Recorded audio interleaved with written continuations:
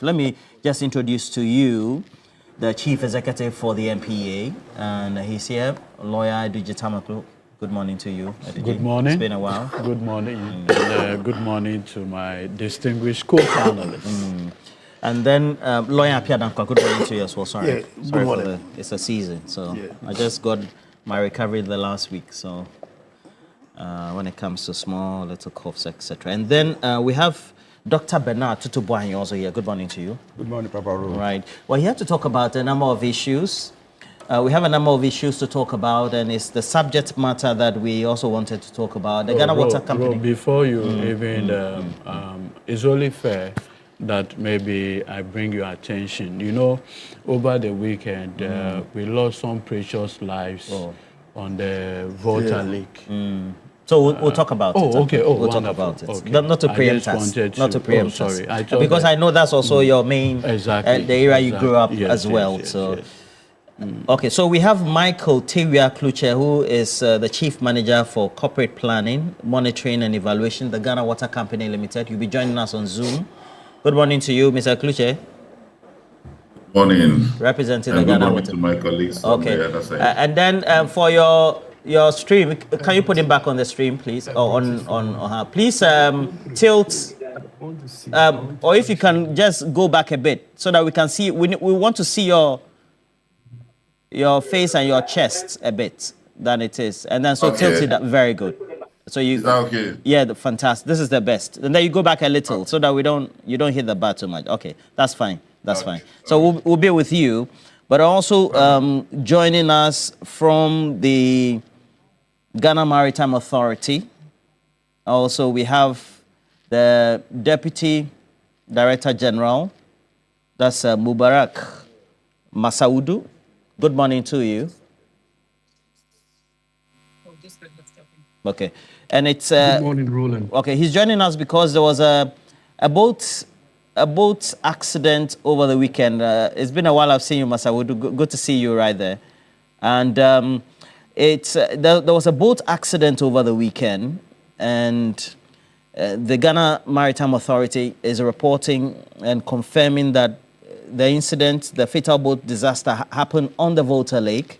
It resulted in some fatalities. At least we're told 12. It happened in the Volta Lake, or on the Volta Lake, but near Ketekrachi, and grossly due to overload of the boats. It's something that all of us are used to, but sometimes the bodies of 12 of the deceased have been deposited at the Ketekrachi and Rara government hospitals, or the mortuaries of those hospitals respectively, but the investigations are ongoing, and that's why we have Masaudu on the stream currently. And Mr. Masaudu Mubarak, what's the latest so far? We know that you confirmed this fatality.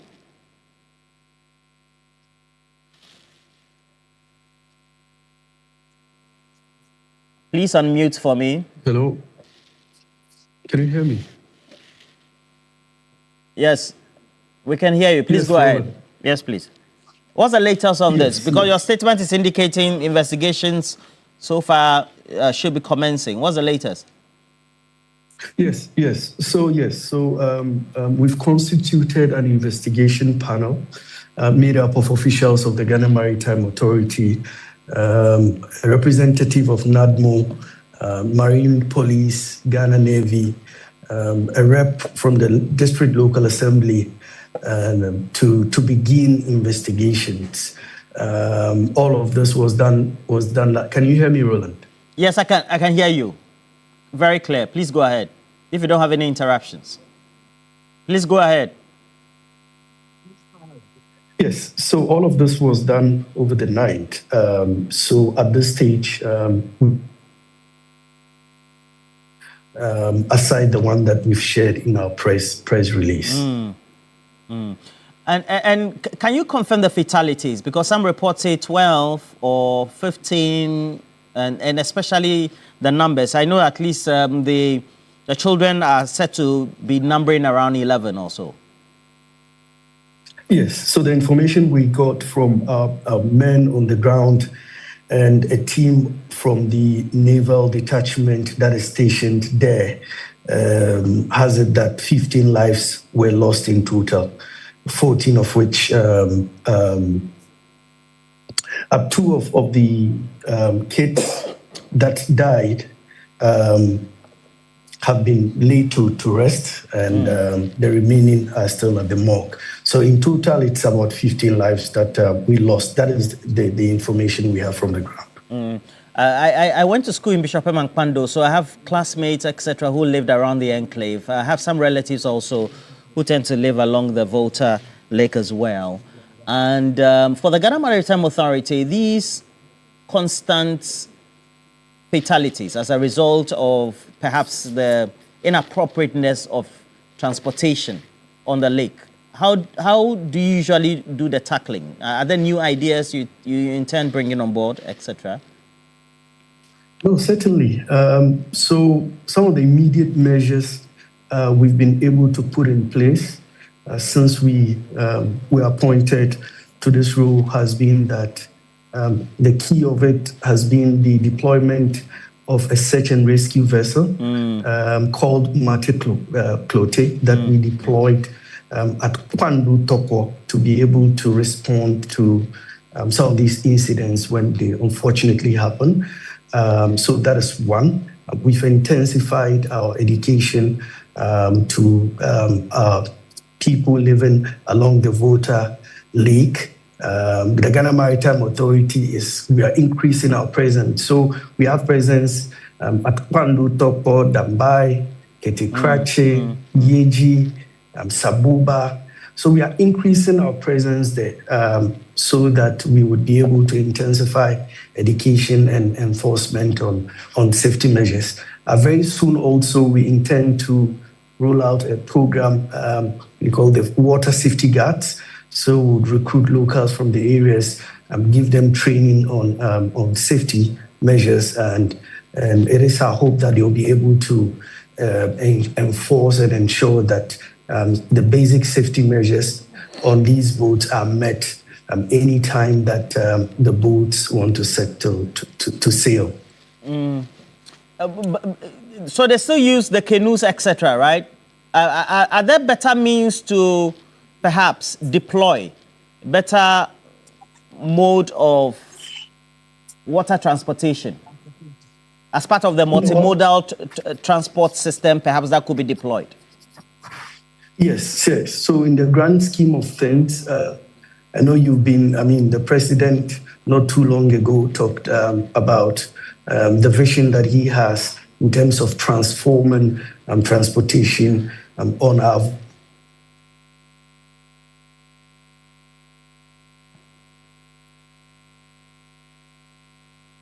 All right. I know that the Volta Lake Transport Company also is doing a lot of making some efforts to increase their fleet so that we would have improved means of transporting people and goods in and on our Volta Lake. So yes, so there are better means of transport, but unfortunately, you realize that the communities dotted along the Volta Lake are so many, and sometimes, a vessel or a ferry usually would transport, Well, we seem to be having some difficulties with the stream, but we'll leave that now with Masa Udu Mubarak giving us. Well, all right. Sorry, the stream a bit rough. And Eduji is an area you know so well, and look, this is just tragic, right? Yes. So, like I gave an indication much earlier, this is my place, Ketekrache, and this one happened in Krache West. I have found maybe memories quite sad about these events. I remember growing up in Kwandu in the 90s, and because my school was at Toji, not far from Kwandu Toko, and Is it on the St. Patrick Road? Yeah. After St. Patrick, you go down to Kwandu Toko, Jigbe, and the rest. And you can always hear these stories once a while that either people from a market, they are going to their town, they met a storm on the way, or they are going to a funeral. This is what has happened. And in this particular one, I think they were on their way to a funeral. And the most devastating part is that most of them, I believe, were kids. And a reverend minister among them. It is quite sad. I want to use your platform to express my deepest condolences to the families of the bereaved. I understand that efforts are underway to see if they can, get the remaining bodies, among other things. It is quite a sad one. I know by now the NADMO, the MP for Cratchit West, the Honorable Helena Joantoso, and her executives will be doing whatever it is to meet the family members.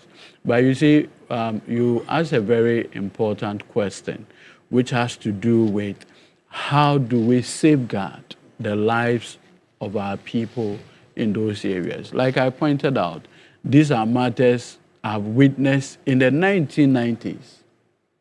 And today we are in 2025, and we are having to. So this is almost like 30 years ago events, and we are still. I remember, these disasters are one too many. And the unfortunate thing is that it comes, we talk, and we go back, and then it happens, we come back, we talk. I think we should get to a point where human life should mean something to all of us. At the level of policy, I don't know what exactly the Ghana Maritime and others, if there are safety indicators that we need to comply with, I strongly believe that, some of these matters are beyond my pay grade, but those with expertise and the competencies should help us to safeguard the life of our people. I've had my own experience of being on the lake, right? It's not, sometimes you're on the lake in the night. You don't know where you are going. I don't know if you've had that experience before. Just being on the lake in the night. Every place is dark. You are just going. But the people who handle the canoe and other, they have the experience.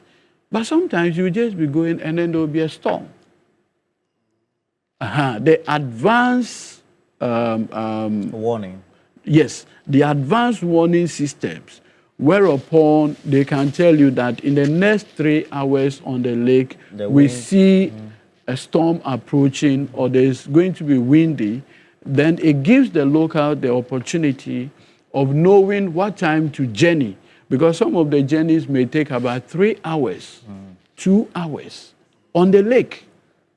And so if in the process you meet, and these are canoes created by men. Like artisanal, they are not the sophisticated boats and others. So it can really be a huge pain in our people. And on this note, because I'm part of government, I wanted to say government must try and help. Then I remember that, I'm part of it. So maybe at the level of policy, we all need to get involved.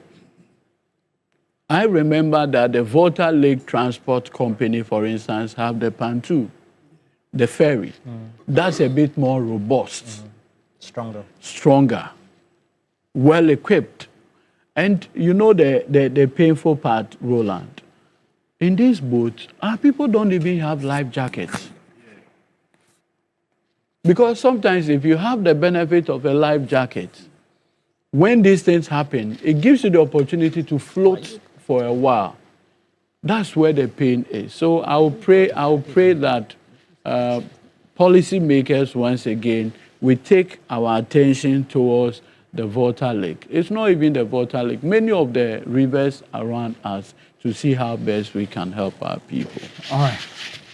That said, we'll move on to the major subjects, which is... on Saturday, my brother Tanko, the Volta Regional Rep on the Council of State, He's done so well for our people over the period. And I'm happy you gave this publicity.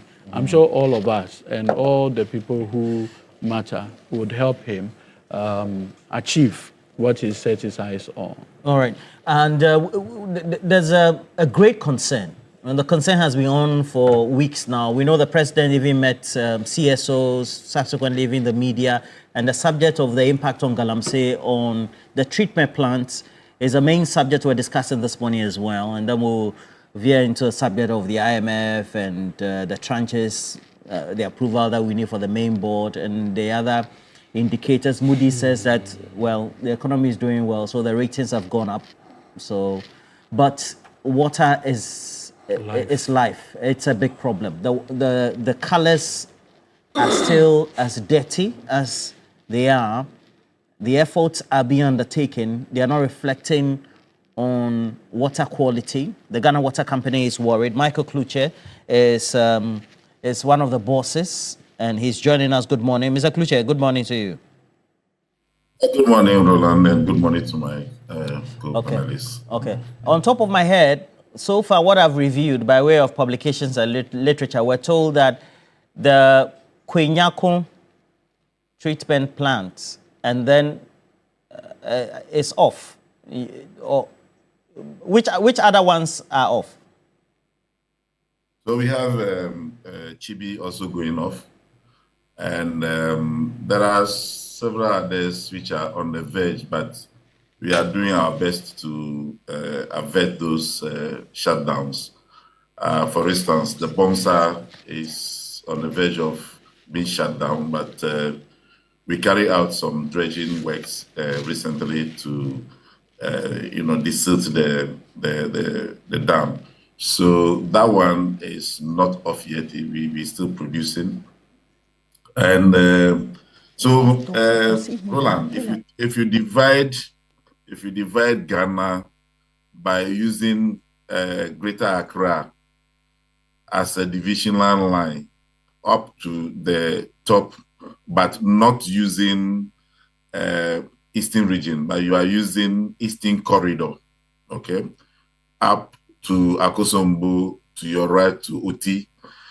These are the only places that we are not having problems as far as pollution of the water is concerned. Every other place, Ghana Water is having challenges in dealing with stability of the water. So again, just take from your studio there, and then you are driving towards Volta region, and you drive all the way.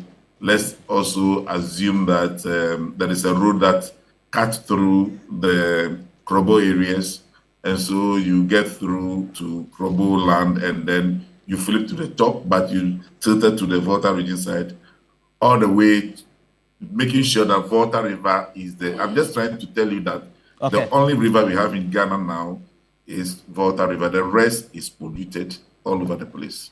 Okay. Upper East, Upper West are also having their fair share. Gradually, Black Water is having its fair share of pollution all over the place. Yeah. Mr. Kluche, because you are in charge of when it comes to is it the operational side that you're in charge of? Yeah, I'm the corporate planner, so I'm everywhere. Yeah. Okay. So in all, the picture you're painting is quite a disastrous situation. In all, how many treatment plants do we have?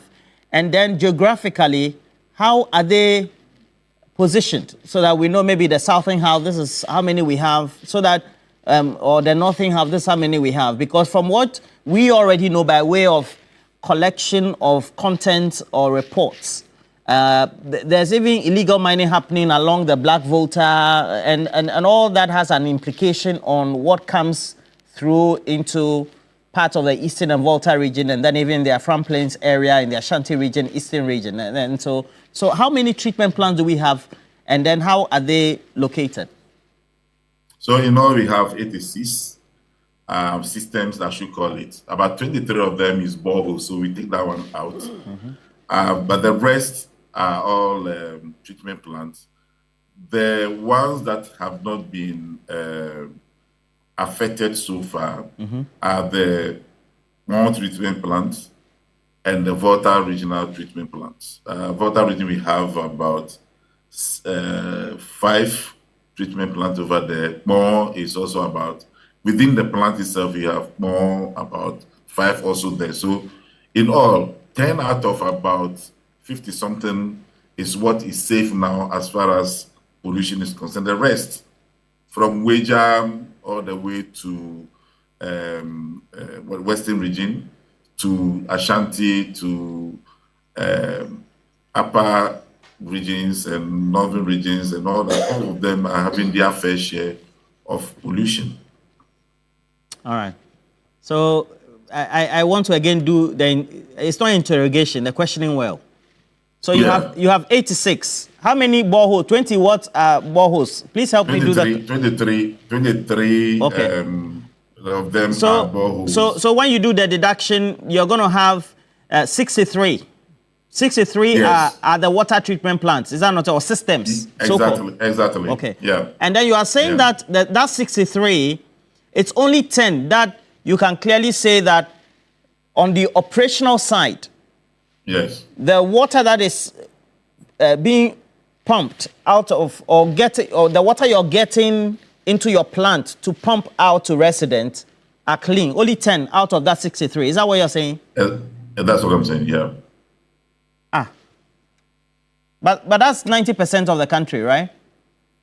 That is how disastrous we are. We are having problems, and when we talk about it, it's not as if we are exaggerating.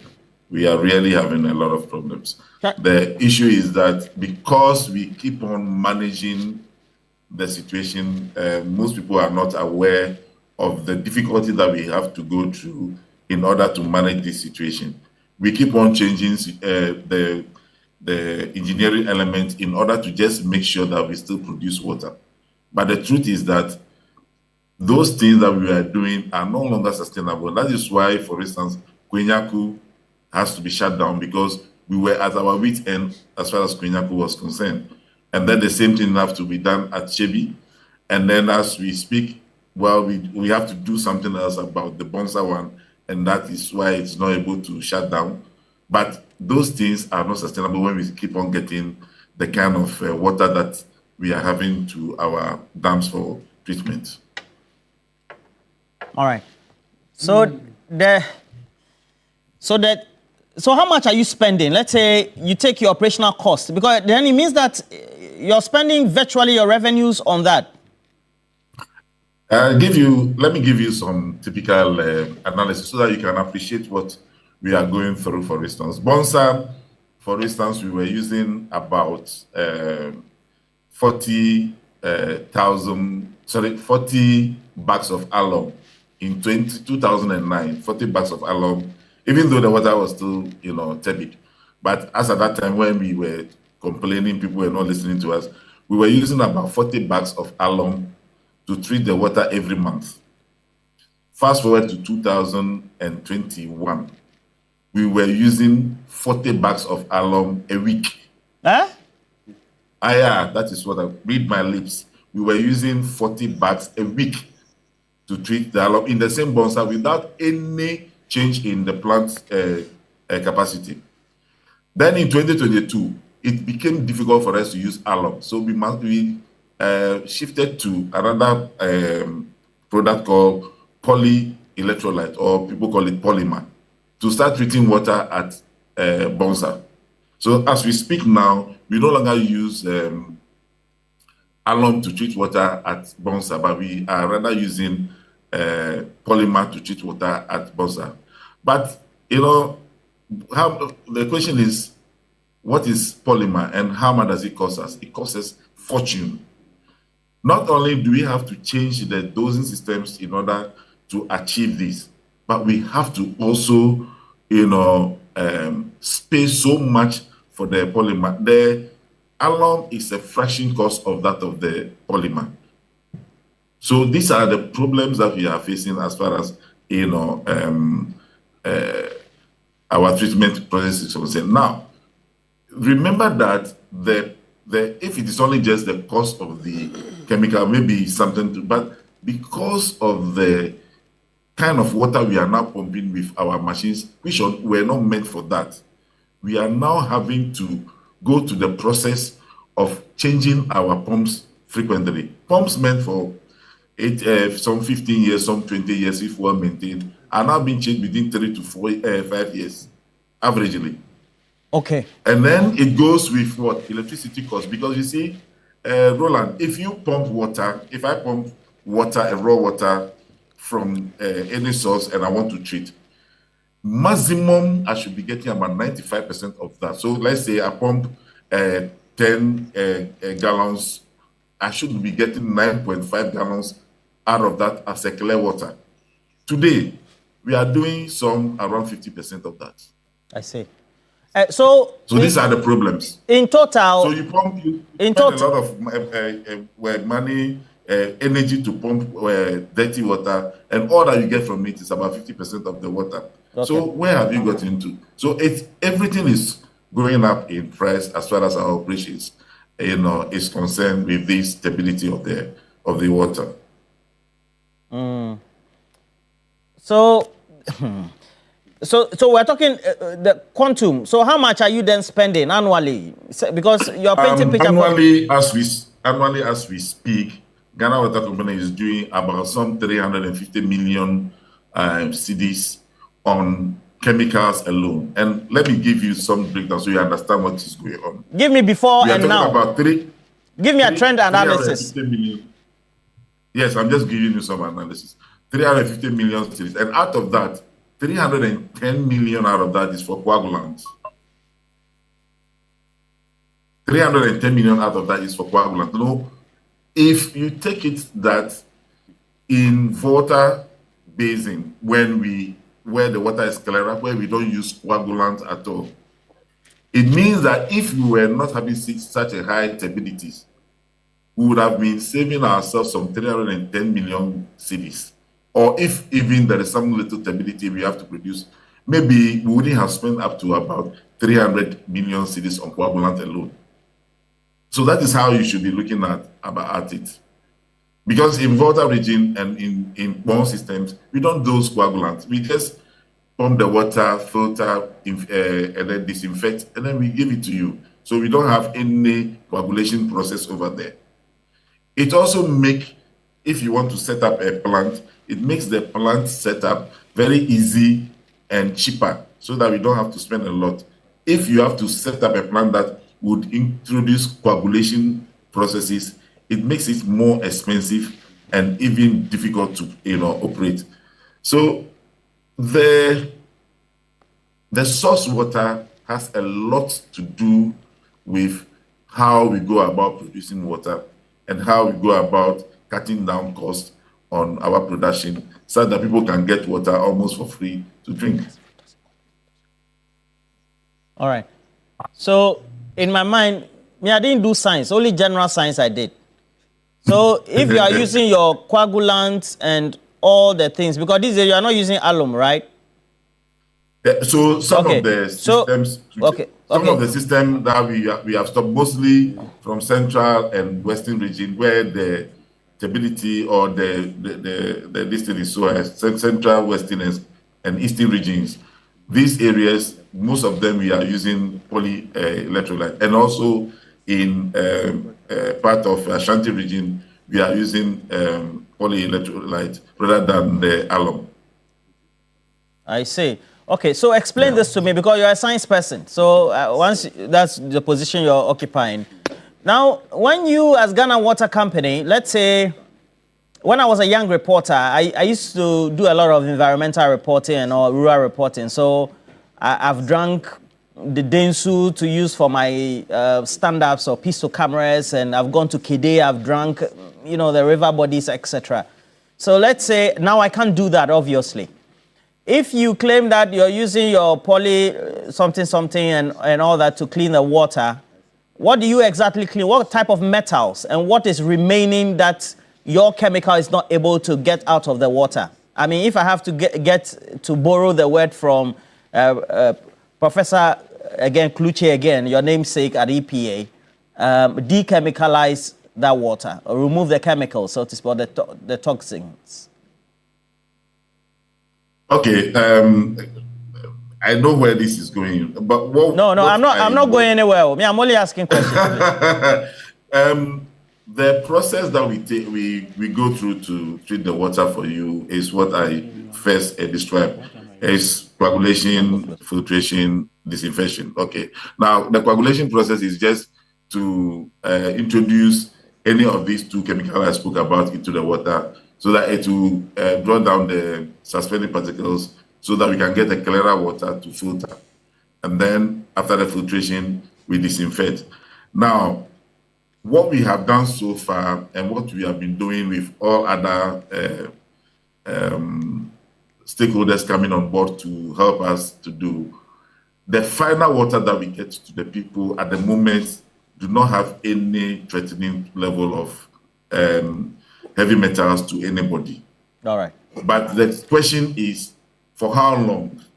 Okay. And how sooner are we going to get to that level? Thank you. Good news is that at Ghana Water, we have, what do you call it?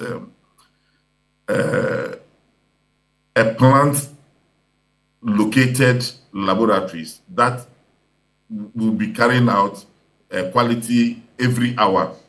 So should we see or have any trace of this heavy metal from our final water, we will shut down immediately and stop production. So nobody will get to have to drink such water. But as we speak, we have not yet faced any of such things. All right. At least not from ourselves and not from the people who came to our plant to come and carry out those exercises. Yeah. Your response gives me the reason why you said you know where this is heading. In fact, this response has done, as a strategic communication person, has done Ghana Water, and then also giving a lot of assurance to Ghanaians about the state of the water and then what they are taking in their homes through their pipes. Yeah. Best PR. Please for your information, let our people, let our listener hear that our water is wholesome. They can drink it.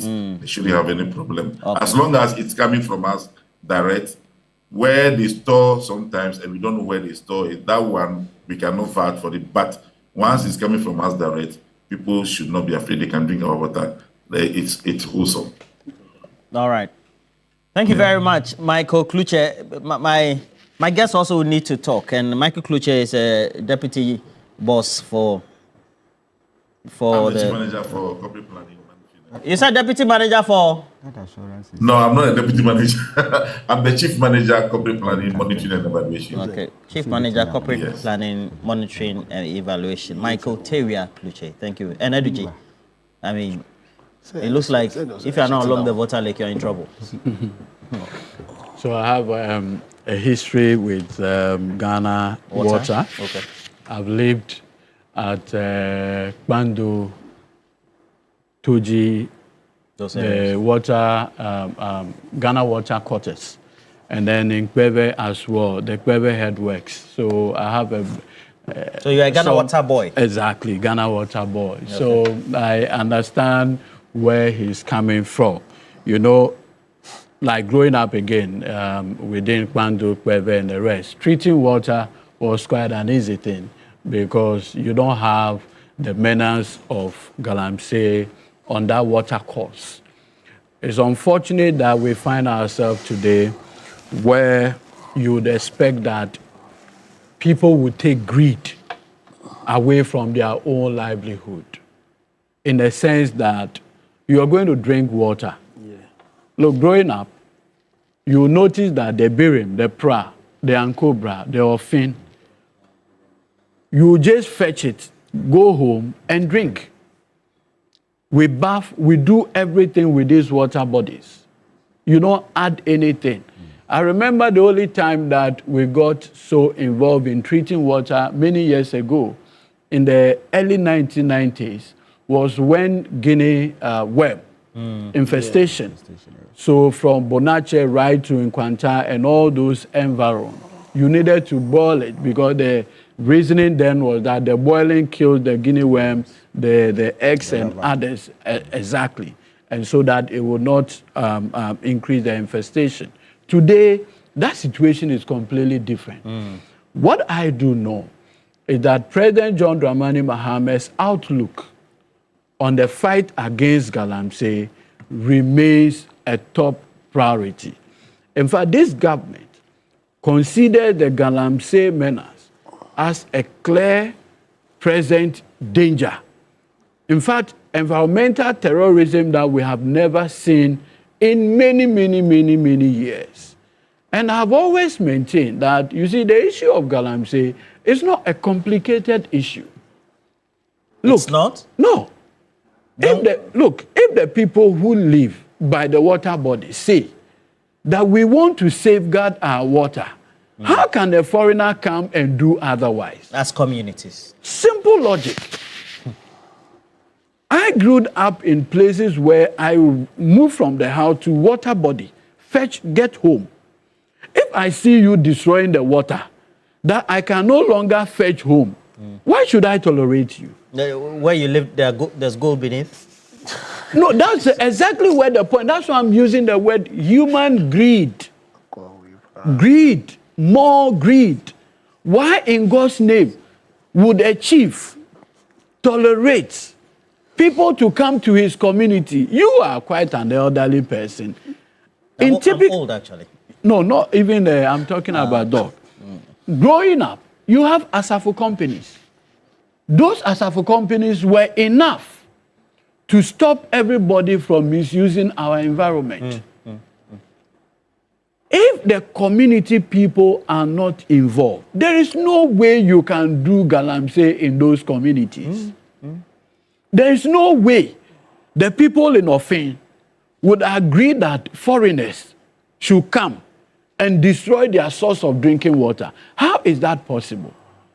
Look, I listened to my brother Parker Wilson on one of the media, Oyeripa, and he tells the program that he decided to go and do an underground, investigation in one of the mining communities. He found out that the chief of the community was deeply involved. The catechist was deeply involved.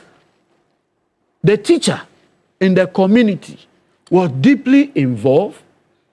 The teacher had recruited young kids, and the kids will tell you, "Yeko akoyam anyano." Gala.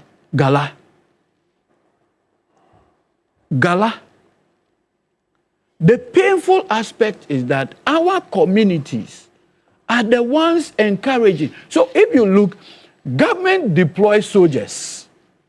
And I gave a classic example. If you look at the Ankobra, the total distance of the Ankobra to its source is 190 kilometers. If you want to stop the activities, you need either the water guards, NIMOS, to be on that water for 24 hours, 7 days in a week. You need to man it 170 kilometers. That's from here to more than in Sawam and beyond. Beyond. That's just the Ankobra. Then you come to the Birim, you come to Pra, and the major other rivers in this country. You need this number of human resources to be on it 24/7. The matters, meanwhile, there are people living in those communities. They are chiefs. Because you see, in this country, you cannot enter somebody's land without the person's permission. No.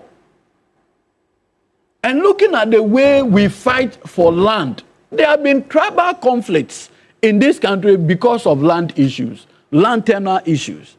And so, I have always maintained that government can do anything and deploy all the sophistication if we don't involve the indigents, the chiefs, the allodial owners of the respective lands.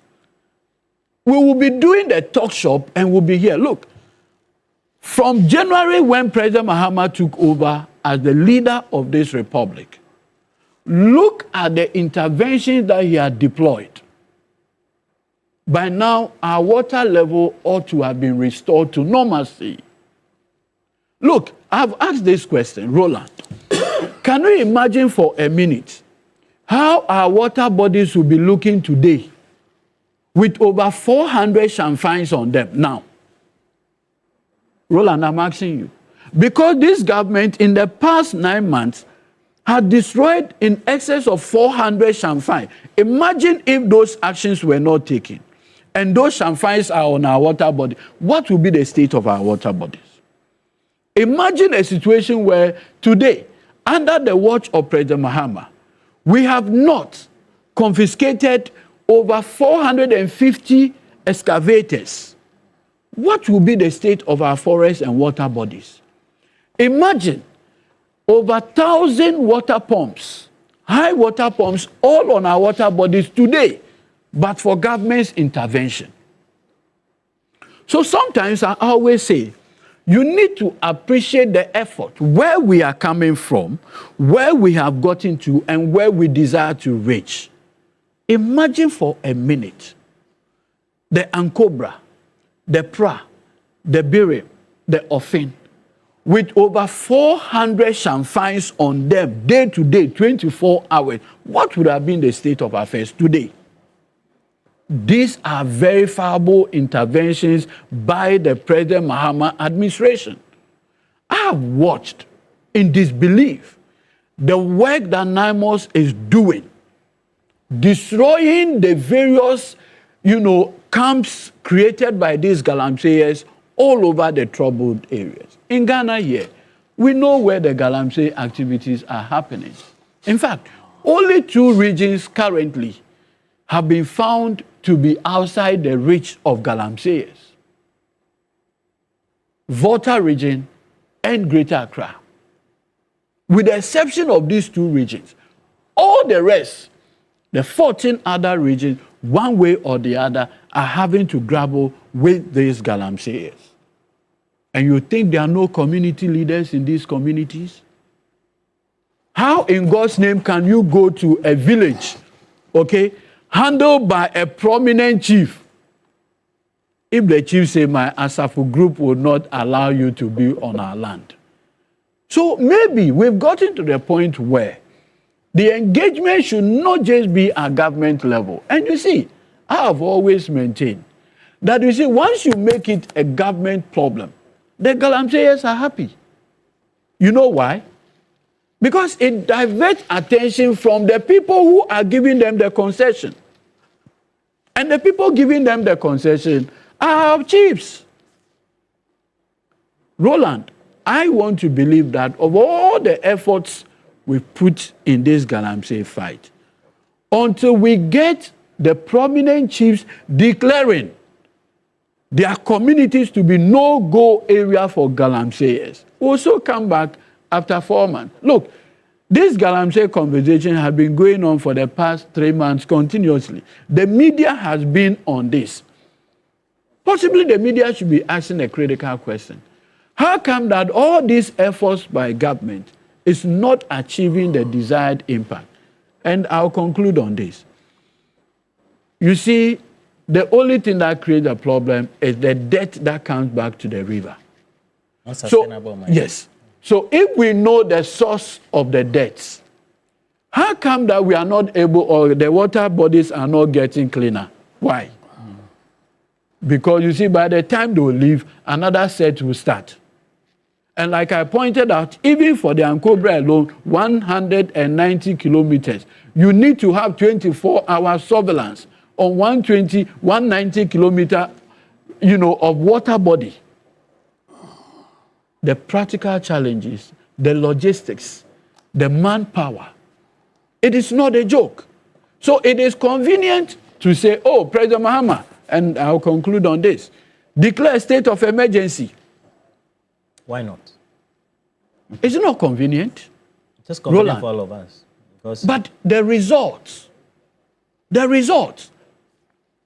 if you declare a state of emergency, right, Prof, you are the professor, and you apply all these tricks, and the chiefs who live in the community still permit people to work under the cover of darkness, what will be the results?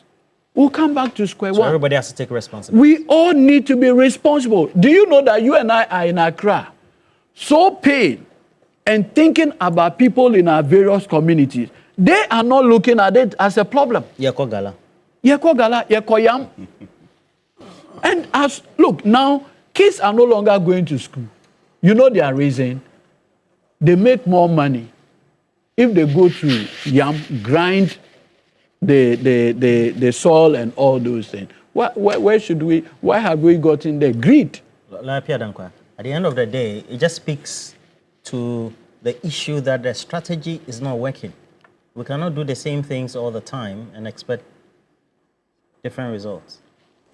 Well, let me take this opportunity to wish your lovely viewers a good morning. Wish my learned friend here a good morning. It's been a long time since we met. It's always a pleasure to share this platform with him. And my prof here, I hope we can all have this conversation in service of our country. It's sad. In fact, you notice I've been very quiet this morning, beyond the fact that I'm not too well. Sorry. But what is happening with Galamsey, the effects we are seeing is really sad and also very annoying, and makes me wonder whether or not we are benefiting from politics and from government. Because if you ask me, Galamsey is a problem created by politics, and essentially for me is a political what's called problem. Why am I saying that? Galamsey is simply illegal mining without authority, or mining outside the scope, even if you have a license, mining outside the scope of your license, or mining with methods that are unsustainable. And then if you take into, as in consider the fact that one of the fundamental reasons why we choose government is so that they enforce the law. And you consider that Galamsey is not as if it's something that is happening that we are discussing whether to make it illegal, to make it legal. It's already illegal. And to think that we are where we are because of government's fundamental failure to enforce the law, it makes it very, very frustrating and makes me wonder whether we even understand politics. Because when you take the hallowed words of Aristotle, he said politics is what is a master science, which concerns itself with the good of the state and the well-being of the citizens. And if you consider that, then essentially we are not doing our politics well. Indeed, when last week I had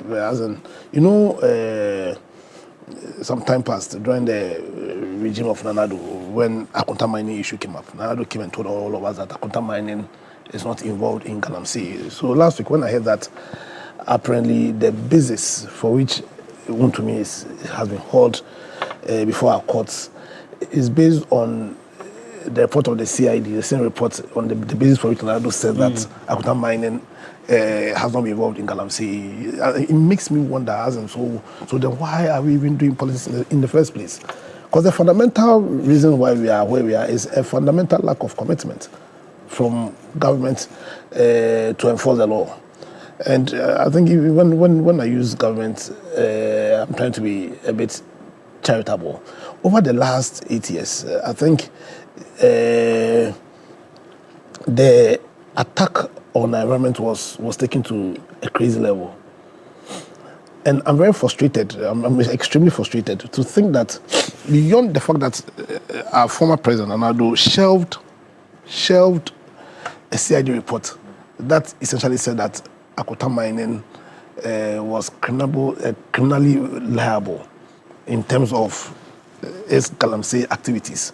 But the fact that Prof. Report Boateng also gave a report that clearly indicated that persons doing politics were involved in Galamsey, as in said everything, and Nanado shelved it once more for 2 years. But for the fact that it was leaked, we would not even have been aware that such a report existed. You see, for me, I think our politicians need to be serious. All of us, Ghanaians themselves, ought to be serious.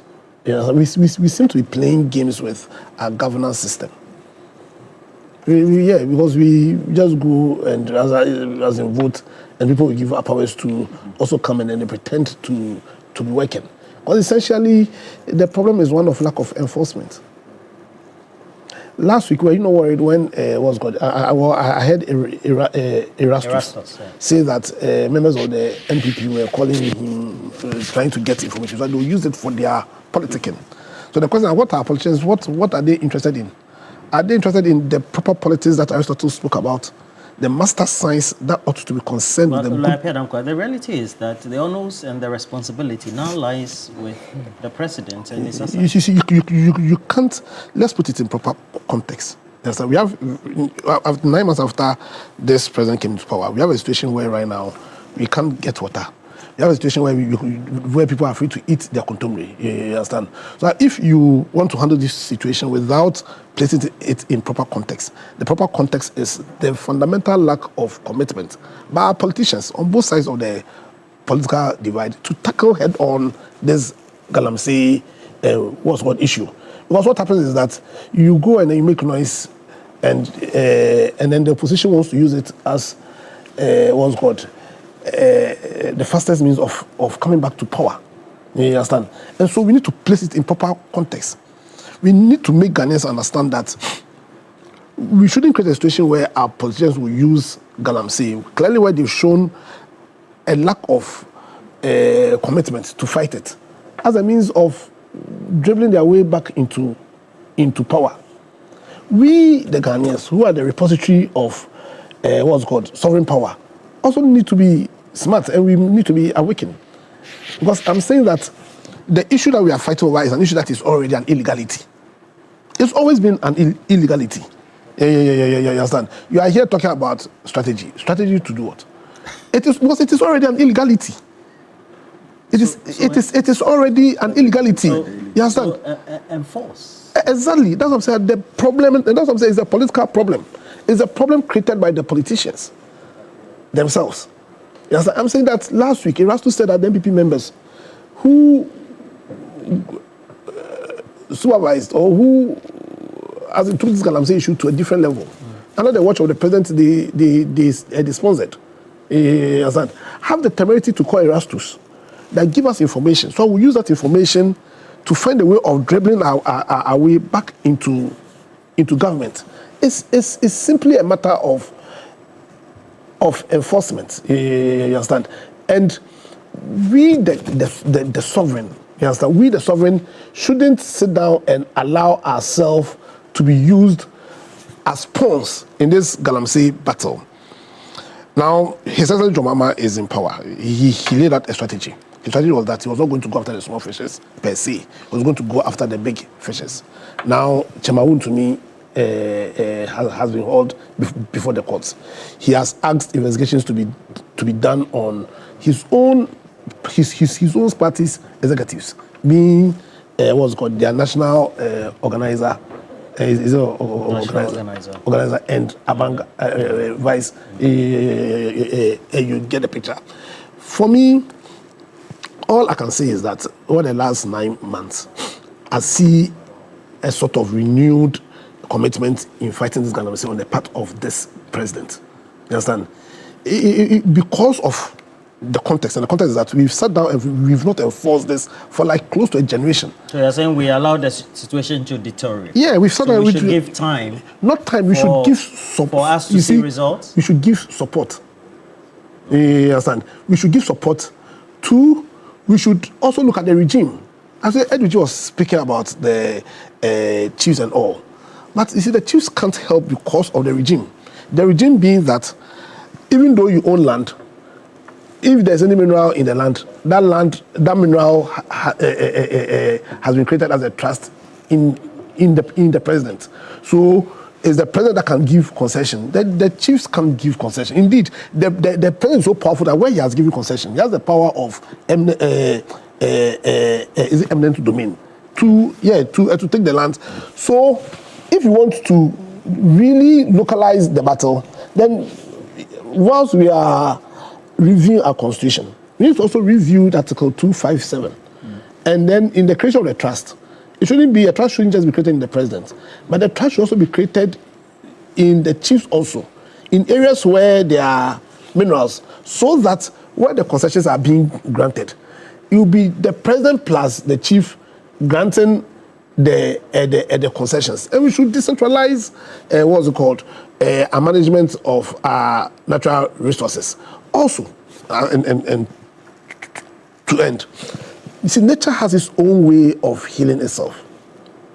Yes, and nature also has its own way of healing itself. And that's why some of us feel that in some of these areas, we should give a temporal ban.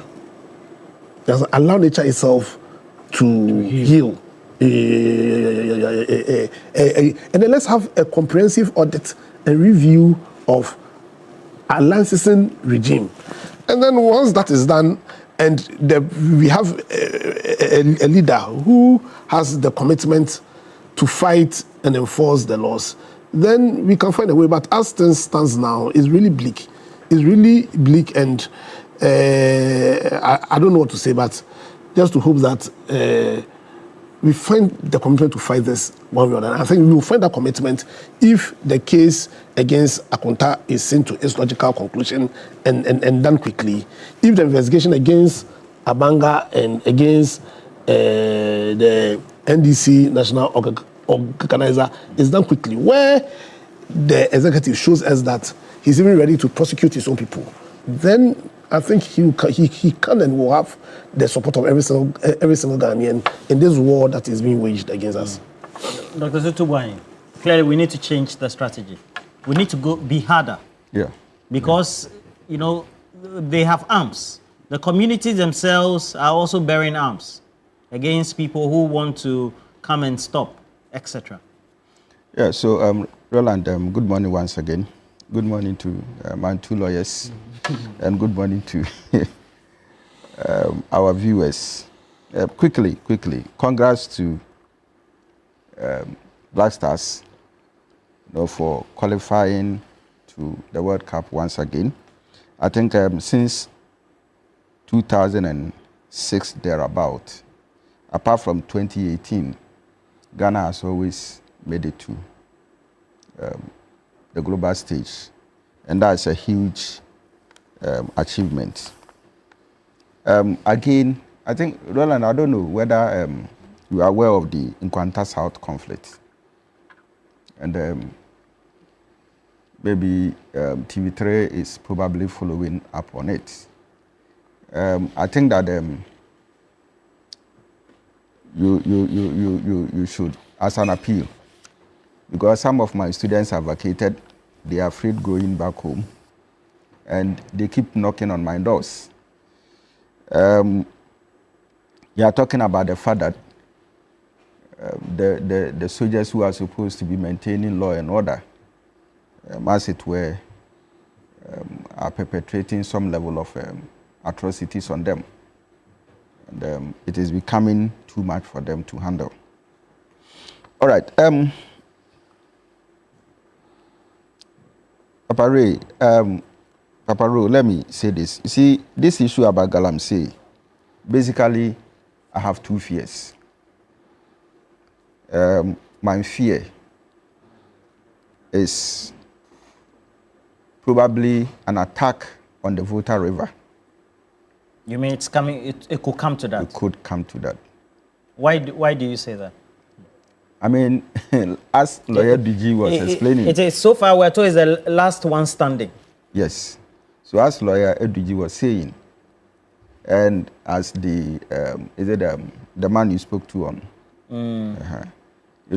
obviously, the way these guys are operating, you probably may not know where they are, and what kind of, strategy they themselves will be coming up with.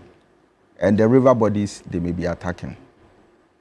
And so when it gets to that point, then of course, Ghana is going to be affected seriously, because the Volta River gives us about 60% of our energy, right? 60 to 70. of our energy, or even more. You mean in terms of the Akoso energy Mo. mix, the hydro? Yes. No, not, Okay, not so sure. probably we will have to look at that. But Power generation. when Akoso Mo is attacked, the Volta River is attacked, it will be a serious disaster to Ghana. So I think that we need to look at this point. My second fear has to do with the politicization of this Galamsey fight, where, NDC blames MPP, and then MPP blames the NDC. You're right, 65%. 65%, yeah. No. So what Hydro is 34% apparently. Okay. We've moved from, yeah. All right. So what it means is that if the NDC, who is in power, all right, seems to, be blaming the past government, I think that that is not what Ghanaians actually bargained for. The second thing has to do with the MPP in opposition. You said NDC is blaming the past government? Yes, for Galamsey. Currently? No, I'm talking about general issues here. Okay. And if the MPP in opposition is equally blaming the MDC for not fighting Galamsey, then that is also a serious issue. All right. Because then what it means is that if two elephants decide to fight, then the grass, the trees, the weak ones are likely to suffer. So the problem comes back to Ghana. I feel that these two major political parties should put their heads together. Because in one way or the other, they have been faced with the complications of Galamsey. And they have fought it, from different angles. So there should be bipartisan approach? Exactly. To deal with the issues of Galamsey. Now, I feel strongly, apart from that, is that, you see, is it the NIMOS? Yes. Okay. NIMOS. I think that, about Remy, my stand on Galamsey has always been the use, to tackle Galamsey as war. So I believe that there should be that level of brute force,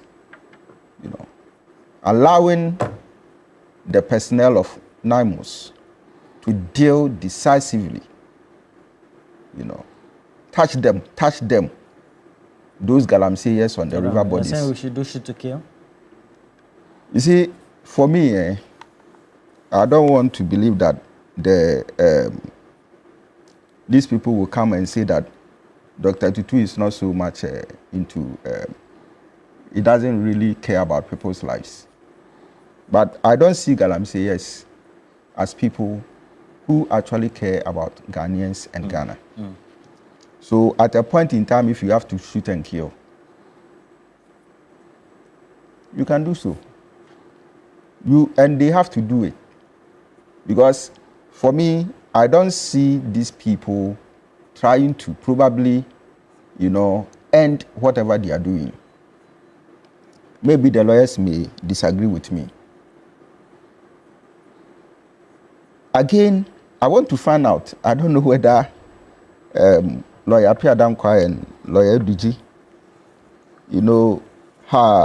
have seen any law that actually regulates the importation and handling of dangerous chemicals like mercury and cyanide in our constitution. Because my readings have not pointed that to me. But I know that cannabis, when it is found on you, you are in trouble. All right? Cannabis, when found on you, you are in trouble. Why not mercury? Why not cyanide? Why not other dangerous chemicals that can pollute our water bodies and cause serious health implications to us? And so I believe that going forward, one of the things that government can do, it is not just about excavators.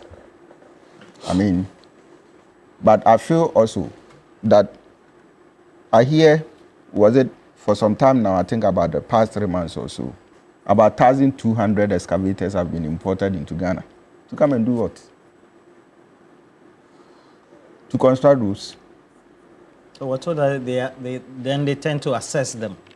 Oh yes, I understand that. But when they are coming in these large numbers, my question is, how or for what purpose are excavators, coming into Ghana in these large numbers, if it is not for the purposes of Galamsey? So I want to believe that probably there should be some level of discussions that will probably limit the importation of excavators into this country to probably be one of the ways of which we can, handle Galamsey. And again, I feel that, some of these chemicals, should be restricted.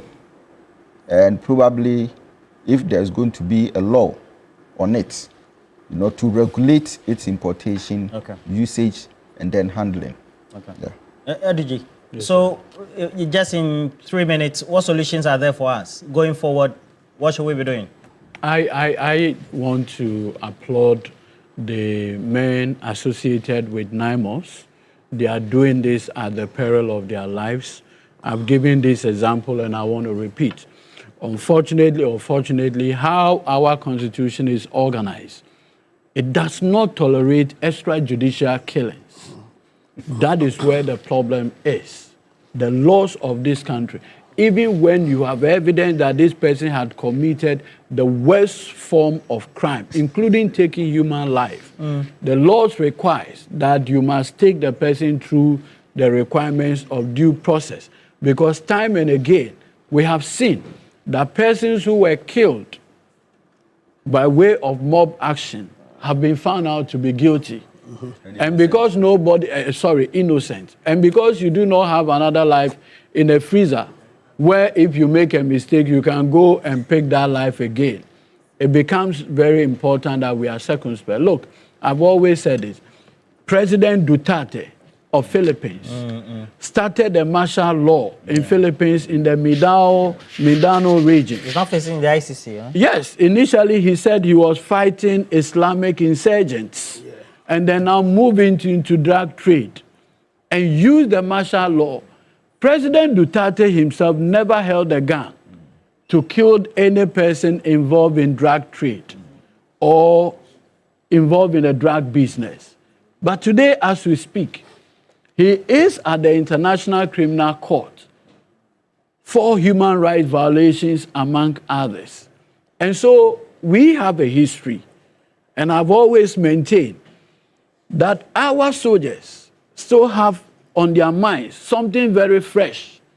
The killing of one of their own in Denchira Obuasi, Major Mahama.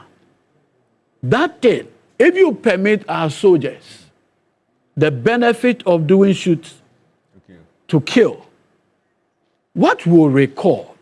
And the danger is that in international human rights law, there's something they call command responsibility, under whose watch those infractions happen, become the person to be held responsible. So, whereas that argument appears attractive, we also have a constitutional remit within which. And that's why President Mahama, I'll conclude, that's why President Mahama had made it abundantly clear that emergency, or what we call state of emergency, is an option available to him. And once he had a security briefing, that Mr. President, we've gotten to the point where you need to declare a state of emergency, you will not hesitate at all. But now, all the strategies available will be deployed until we get to the point where the last resort will be having to declare a state of emergency. I am very confident that we'll make so much gain in this period that will not get to the point where we'll have to declare a state of emergency. Unfortunately, politics, and because of the politics, our friends in the MPP would want to make political gain out of this. But the NDC that's in power, they have to. No, I agree. What I'm just saying is that what is there is their record, solid. And I remember getting to the 2024 election, key personalities associated with the NPP boldly said, Galamsey ni die, yenjai. So the sudden Damascus moment where you want to now move from being Saul to Paul, people can see. The audiovisual records are available. President Mahama is focused, is determined that this matter will end under his tenure. Look, the media can help with this process. We have seen what is going on, but President Mahama is so determined and focused to get to the root of this problem. What should be the solutions? Yeah, I think it should be a multifaceted approach. First of all, I think the easy one ought to be the enforcement, as enforcing the law. But secondly, we need a restoration of the decimated environment. You understand? I know a lot of discussion has gone on whether dechemicalization, but we need to restore our lost environment. And I think sometimes just allowing the environment itself to heal is one of the processes. But then we also need to do what's called radical devegetation in some of the areas, and we must be very intentional about it. There are some species that are known to be able to detoxify the soil, so at least we have to use the scientists to do that, and also to ensure that this Galamsey thing doesn't come again, and that will be probably beyond the enforcement to also look at what's called the legal regime. I must commend and I must commend the government. If there was one thing that was lacking over the last 8 years, it was the commitment. Now I see some commitment and effort. So you're okay with the commitment? I think it should be encouraged. And I think that calling the CSOs was a master stroke. You understand? And I've been following the efforts of the minister, and I must commend him also. Okay. We need to support them. You know when the Catholic Bishop Conference came out on this issue. At the meeting with the president, I don't know whether it's the secretary of the Catholic Bishop Conference. He said, look, if we knew that this is the extent to which government had helped, that engagement was quite revealing, to the point that the rep of the Catholic Bishop commended government effort. Yes, again, we want to see our water bodies looking cleaner. That's all. That's all. Yeah, so, just 2 minutes. Yes, Roland, I feel that, look, Galamsey, whether we like it or not, we must fight it and fight it to win. Right? For me, I appreciate the effort so far, and whatever has been done, is a step towards probably fighting Galamsey, a step that the president and his government, is showing in terms of their commitments and all that. But I feel that looking at certain reports coming in, I mean, your discussions with this Ghana Water Company man, obviously is an indication that, look, even though something is being done, water is a problem. Other research reports also indicate that food has become a problem, all right? And even our health is equally in danger. So all in all, as to whether we should continue, moving along certain processes, for Galamsey to end, or to also move along a certain brutal force, to let Galamsey end, it's a decision that probably the president must make. And for me, I believe that our lives are very much important. The food that we eat is very much important to us, and equally the water that we drink. Obviously, I mean, for water, when water and food are contaminated, with dangerous metals or heavy metals, what it means is that you cannot even guarantee, because you can't live without food, you can't live without water. All right. So I feel that even though some commitments have been made, goodwill have been, signaled, I still believe that whatever it takes to win this battle, it's now and not tomorrow. We want to end our climax with a toxicologist, Yakubu Adams. Good morning to you. Good morning, Roland. So, how bad is the situation when it comes to the toxins we find in the water and then our foods? Thank you very much. Good morning to you and your panel members. When it comes to Galamsey, I believe the country is now aware that it's now a major public health concern in Ghana, and it's actually alarming, and maybe you might not see the effect now, because when you talk about the effects of these heavy metals, especially the mercury and the cyanide, it's actually cumulative, meaning someone exposed to these heavy metals may not see the debilitating or deleterious effects right away. I remember during one of my research, I ended up in one community and I was trying to advise them on the implication of illegal mining, about how it can have maybe congenital effects on their newborns. And I believe a woman actually told me that she has given birth to about six children, and there's nothing like deformed babies. So basically what we are saying adding true. But let's all know that when we talk about these heavy metals or these toxic effects of these heavy metals, we don't see it at once. So Roland, we don't know how long we've been exposed to these heavy metals in our environment. You know, Galamsey started not now, so we don't know how long it has been in our environment. Yakubu Adams. It has cumulatively Yakubu Adams.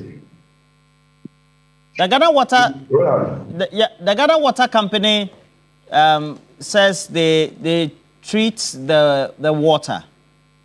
Now, again, they use their chemicals to detoxify, so to speak, the water. So, okay, dechemicalize. Okay. So now, the question then for you as a scientist, a toxicologist, I would want to ask and know is, if they say the water is safe, then it means that lead and some of those things will be removed, right? Yes. So I listened to them, Mr. Kluche. Yeah, because they use polymer or something like that. Polymer. Yes. So when it comes to Ghana water treatment, they use one of lack of better word, dechemicalization, technically called coagulation. Are you using dechemicalization? I say in a context. Okay, because everything is actually chemical. So when they're trying to dechemicalize something, meaning take away every chemical, including the water itself. But in the sense of the EPA, I think we are focusing on the toxic component of these water bodies. So when they use the term dechemicalization, it refers to maybe the chemicals or the exogenous chemicals found in these water bodies. Now, coming back to the point of Ghana Water Company, when it comes to their treatment method, they use the coagulation method, and the coagulation method is just adding coagulants, and we have the alum. So alum is a coagulant, and we also have the polymer. But so to speak, now they've shifted to polymer, but not all treatment plants or earthworks in Ghana actually uses the polymer. So now when you use these coagulants, it doesn't necessarily take away the heavy metals. The heavy metals, when the water is actually contaminated with this heavy metal, the heavy metal continues to be in the water because the coagulant that is being used actually traps the debris, the particles that actually make the water heavy. So I think Ghana Water Company is trying to focus on reducing the turbidity so that it can get into the recommended WHO threshold, which is the 5 nephelometric turbidity units. So this is not to say the water is safe, because the clarity of the water does not necessarily mean the water is safe for consumption. So this actually is becoming alarming, because now we need to actually look for an advanced technology that can remove these heavy metals, and this is very, very, very expensive. And I believe the EPA recently actually proposed a measure called the nanotechnology, which I think is near near impossible in my space, because looking at the explanation being given and how nanoliquid is going to, or copper-based nanoliquid is going to be applied to water bodies, then we have to be ready to spend a lot, because in Ghana, for instance, our research shows that about 18 water bodies or rivers have been contaminated. Yes, and these there's nothing like a perfect system when it comes to dechemical or removing of these heavy metals. It has been tried in US and other countries, but there's nothing like 100% detoxification system. And I think the one that was done in US in Detroit River, they spent about $1 billion United States dollars in just removing some of 80% of the heavy metals from their water bodies. So 1 billion, and currently we have 18 water bodies being destroyed or being contaminated in our country. So imagine multiplying 1 billion United States dollars by 18.